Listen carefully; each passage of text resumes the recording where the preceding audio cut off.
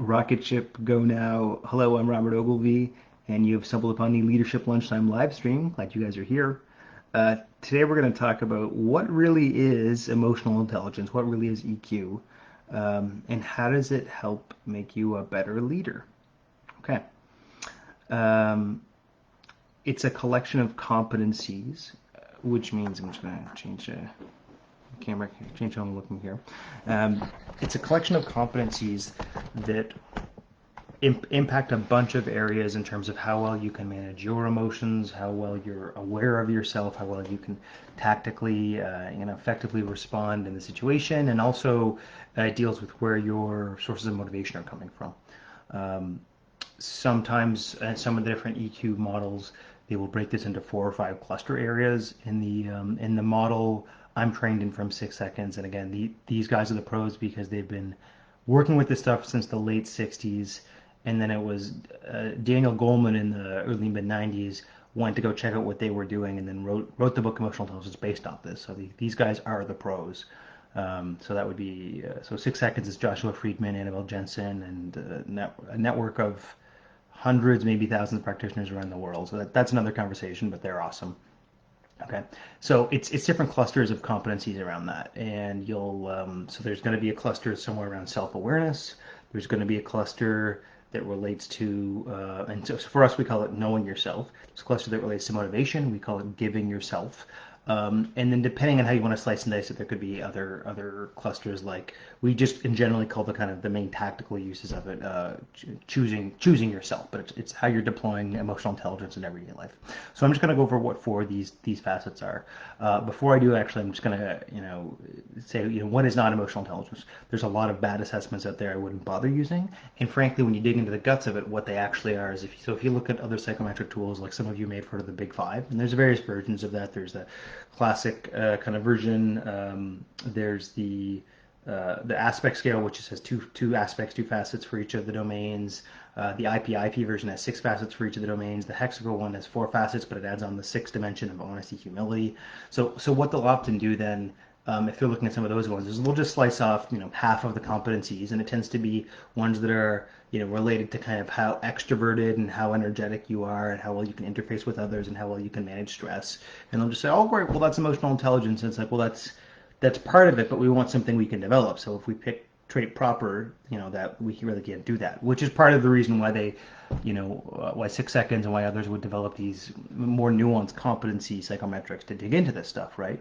Because when we're talking about coaching, we're talking about training and development, we want things that we can actually intervene on and change and develop, right?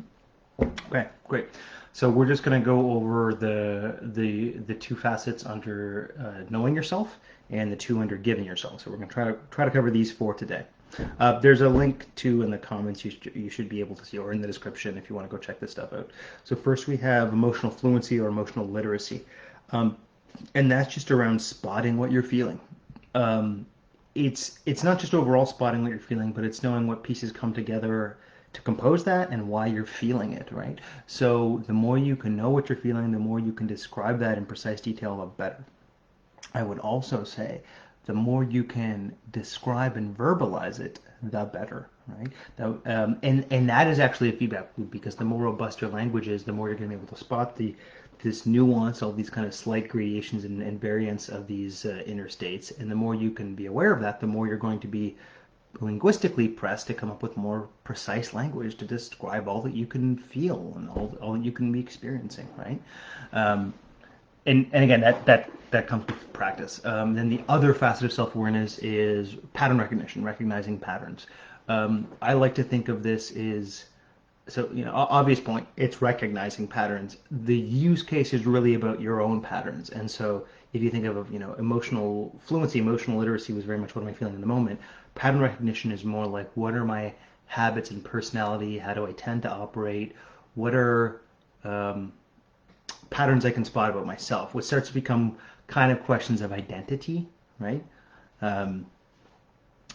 Yeah. So that's the other side of self-awareness. So these two are particularly needed before you can develop anything else, because you need to know what you're feeling and kind of know about yourself and your needs and your strengths and weaknesses before you can really dig into any kind of personal professional development work, right? And so as much as, it's easy to talk about this or that management style or leadership style, if there's not a required, a certain threshold amount of the self-awareness EQ facets, the emotional fluency and the pattern recognition first, it's not going to go anywhere, right? They're just not there. In fact, actually, when we do the assessment, we break it into quintiles, 20 percentile chunks, right? So we can kind of say, listen, are you in the kind of middle quintile, so you're doing fine? Are you in one of the upper ones, so it's an advantage of yours, or it's a very developed skill, or the opposite? Is this difficult for you, or is it so difficult that on a daily level it's like screwing you up, right? So when something is in that bottom quintile, it's like catastrophically bad. That's actually one way from an EQ lens you could even look at personality disorders, right? Does someone have like a critically low level of some EQ facet, right? And yeah, and if it is problematic, it's not just screws up that thing, but it screws how the whole cycle, the whole system emotionally works. Okay, and then what are the other two given yourself, the other two motivational ones? Well, it's empathy. You guys have all heard of empathy, right? And that is not just to what degree you can kind of spot and be aware of those emotions, but respond appropriately, right? So when you hear people say kind of, jackass stuff, that's like, oh, I know what you're feeling, I just don't care. It's like, no, that's not empathetic. That's not it. No. Uh, um, and the point about this as a source of motivation is that the more empathic you are, the more that's going to kind of change where you're drawing wind from. And so then as you're trying to become an ever more people-oriented leader or person, like this is important, right? If you are obsessed with data and not ever feeling what other people are feeling and not ever concerned with other people, how could you ever expect that to be a source of drive for you, right? And then the last one is, and this is perhaps the most interesting one we'll cover today, is noble purpose or pursuing noble goals. This is really interesting because this is, so one we'll get into next time is about intrinsic motivation, which is like grit and goal setting. That is not this. Noble purpose is around your sense of service and impact to the world. Big, and really it's like big legacy impact. How am I using the best of my skills to help the world? And part of that on a daily on a frequent level, right? And that feels very different than kind of short-term goal achievement or did I do stuff for the day, right? It needs to be much more robust than that. If I remember correctly, as we talk about there are some known gaps and patterns in terms of when someone needs to step into becoming a good manager, and then one step further, stepping into becoming a good executive leader. And if I remember correctly, they all need better navigate emotions, which we'll talk about next time, and noble purpose. And then I think I'm going to look on the stats of this stuff. And then I think managers, when it's the management arc, I think they need to build up empathy. And then I think it's the executive leadership arc is where they need to build up intrinsic motivation because they need to kind of audaciously be pushing these big kind of strategies and goals out, and just like out of thin air, right? What I really like with that is on a high level of strategies, if you think of level 5 tribal leadership, right, you can operate well, and so you can have your survival needs met. But the real challenge is, can you proactively conceive what's possible, understand complex systems, and not just know where things are going, which is good, but like just conceive cool, impactful shit worth doing, right? And so we're at this stage now where the leaders that we really respect, the business leaders, the industry leaders, are not just like, well, they're performing well in a reliable, profitable sense. The people we really get jazzed about are like, yeah, I want to be part of the purpose and impact they're doing, right? I want to be part of that person's team. I want to be part of that really cool agency or organization. Yeah, they're amazing. They vibe with my culture. They're trying to make the world better in some set of ways. And that's really energizing for us. It's a big source of motivation.